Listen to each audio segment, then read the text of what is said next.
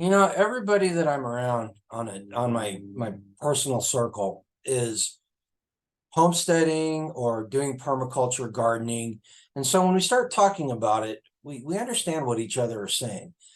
One thing I've realized is that kind of gives us a myopic view on how widely known and how widely understood permaculture is.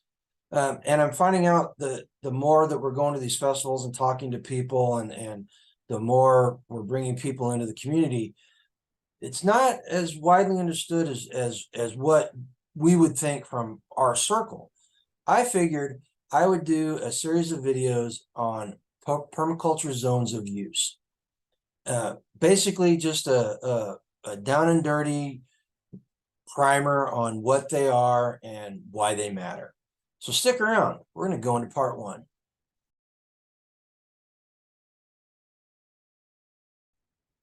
Hey, everybody. Welcome back to Grumpy Acres. As I said, permaculture is not as widely understood as what we might think it is if we're using it every single day. I'm doing a permaculture design consultation for a family, and I was putting stuff down. I was looking at my notes, and it occurred to me after talking with them and talking with some other people that maybe doing a very elemental, a very rudimentary, fundamental video on zones of use would probably benefit a lot of people if they watch it. What I'm going to do is I'm going to do a series of videos where we discuss what permaculture zones of use are and why they matter. And then we're going to go out and do a video on each one of the zones. And we're going to walk around our property, and I'm going to show you what we're doing in each one of the zones and discussing it. And hopefully it'll give you guys some ideas on what you can do in yours, or it can clarify in your mind what they are and how they're used. All right. So first thing we need to talk about is what permaculture zones of use are. In a nutshell, they serve two purposes. The first purpose is it acts as a design tool that helps us effectively place permaculture elements into our design. It gives us some parameters to think about as we're creating our design and putting the elements down on paper before we start implementing them. The second thing they act as is a management tool. And as a management tool, they aid our efforts by offering simple feedback on how an element is performing and whether we need to move it or not. The logic of placing something in the design may change once we see how it acts in real life. So we may be moving it. Now, the key to remember whenever you're talking about permaculture zones is the closer something is to the center of human activity, the more time and energy is available to use on it.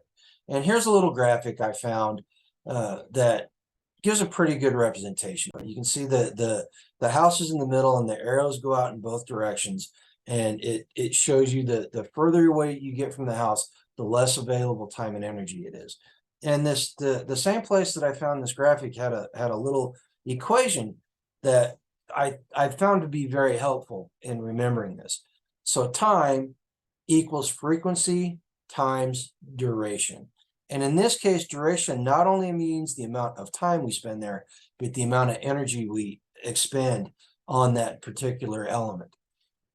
And so if you think about it, it makes sense, because if we're in zone one, we're right next to the hub of human activity. It's very easy to get into it, and we can spend lots of time there and lots of energy. The frequency is daily, if not more, 2 or 3 times a day, than if it's out way on the edge of our property. If you remember correctly, when I was going through the fundamentals of permaculture, one of the things was maximizing the usage of energy. So energy is everything that flows across your property: water, sunlight, wind, everything is energy. And all our efforts are spent on capturing that energy somehow and making it productive, putting it into the soil, produce out of it, making fodder for animals, making fruit, whatever. All right. So the zones help us manage that energy much more efficiently. And done properly, once the elements are in place, they'll continue to manage that energy in perpetuity with very little input from humans. Let's talk about just a quick overview of what each one of the zones are. So we start with zone 0. Zone 0 is the center of human activity, and it's typically a dwelling. All right, we spend most of our time at our house, our cabin, our tent, our yurt, whatever. That's where we spend most of our time, and that is zone 0. Now, there's some debate. Some people will say that zone 0 is just the dwelling itself, and other people will say it's the human element. Personally, I think it's an amalgamation of the two, because as far as the dwelling goes, it's the central hub of all our infrastructure and all our permaculture activities. And we can start some of our basic permaculture elements right there in zone 0. Kitchen composting, the collecting of stuff that goes out into the compost pile, starting in the kitchen. So it's a great place to start. Another one is alternative energy sources, wind power, electrical power. That all can take place at the dwelling at the very beginning. Gray water systems. Gray water is anything that's not unsanitary toilet water. That's gray water, and it can be used to water plants, reused to something that goes through the sink can be used to flush the stool, whatever. But we're conserving and managing energy through a gray water system. So these are all things that start in zone 0. And as far as the human element goes, none of these things take place in a vacuum. They don't take place unless we're actively pursuing permaculture. And that starts with ourselves, the human. We have to make the decision to want to partake in permaculture. We have to make the decision to learn about it, and we have to make the decision to implement it. So in my mind, as important as the dwelling is to zone 0, the human element is just as important, if not more. Next, we move to zone 1. Zone 1 is as close to zone 0 as possible. These are places where we go every day. And the time we spend there is very high because the frequency we go there, like I said, it could be once, 2-3 times a day, and the duration, the length of time we spend there, and the energy we spend there are extremely high. So the time factor in that is extremely high. And things in zone 1 can be herb gardens, medicinal gardens, outdoor cooking spaces, compost piles, animal enclosures, animal activities that we have to interact with the animals every single day, like feeding, watering, and collecting eggs. So chickens, rabbits, the loafing sheds, the feed sheds, those are all part of zone 1. Then we move out to zone 2. Zone 2 is the next distance out, and you've got a moderate expenditure of frequency and duration there. So your time goes down from where it is on zone 1. And the moderate expenditures can be on things like, if you think about it, fully grown fruit trees do not take as much time and energy to maintain as, say, your herb garden or that daily garden where you're going to pull in lettuce for a daily salad or something like that. So we're going there. They can be as close as possible. Well, we want them as close as possible to zone 1 as we can, but we don't have to go there every single day if we don't want to. We don't have to, actually. We don't have to go there because it's not necessary. Zone 3, the distance is a major factor. The time you input can vary, but you have a high frequency, low duration, meaning it's someplace that you go rather frequently, but you don't have to do much to maintain it. Hay fields, animal paddocks, things like that. You don't have to manage them on a daily basis. You're going there. You can go there frequently because you're checking on the animals and all that, but you don't really have to do much. Other places might be water features that you don't have to maintain on a regular basis. You know, so you're going there, you're checking on them just to ensure that everything's okay, but you don't have to expend a lot of time, a very long duration or a lot of energy on what you're doing there. Zone 4 flips that.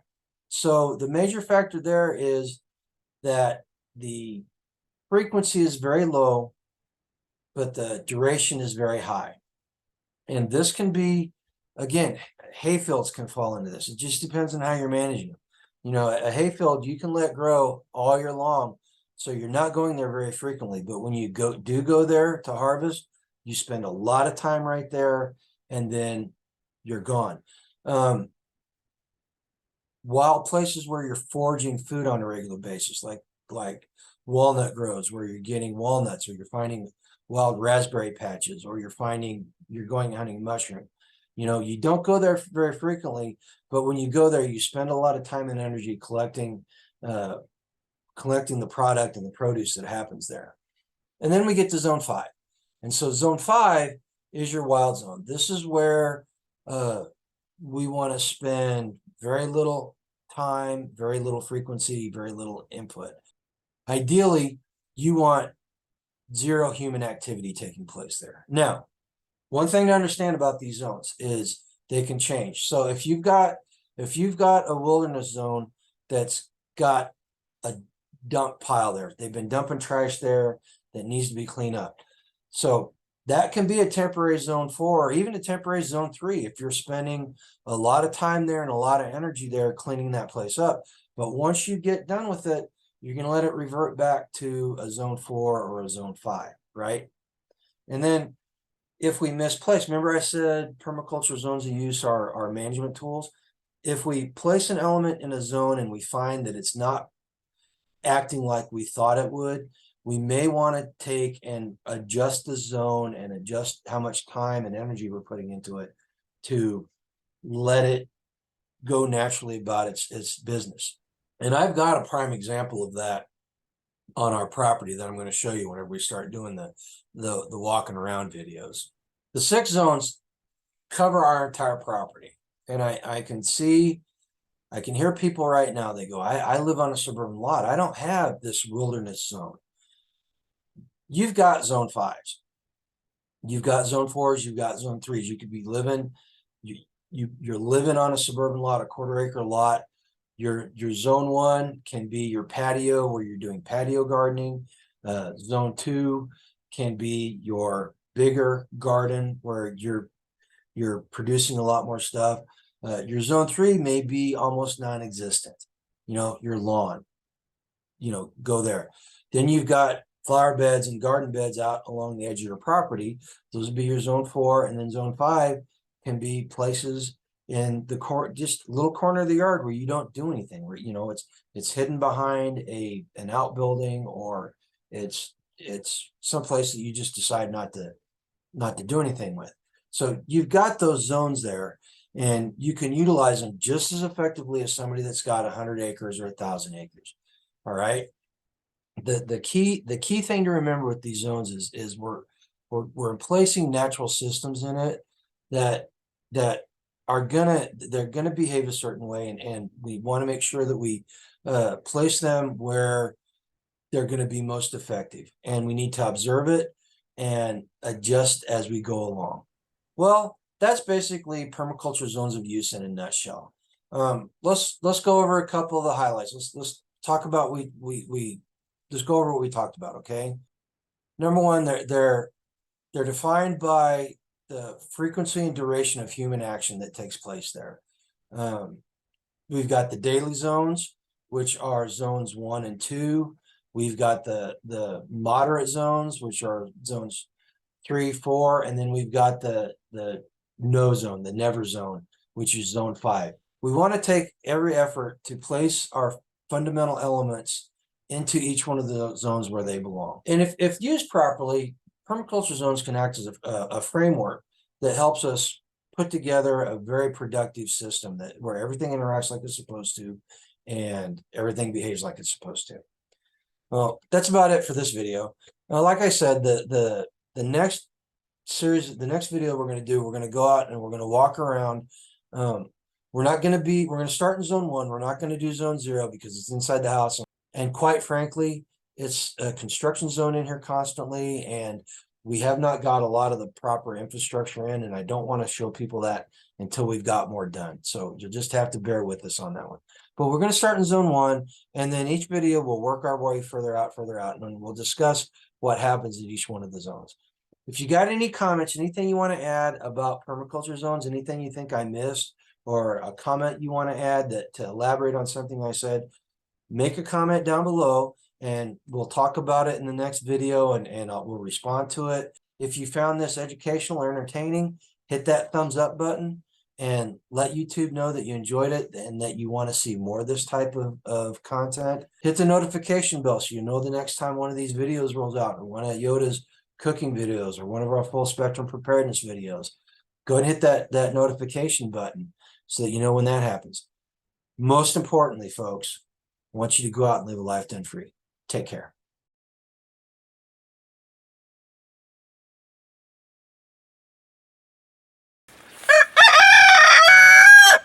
Thanks, Milo.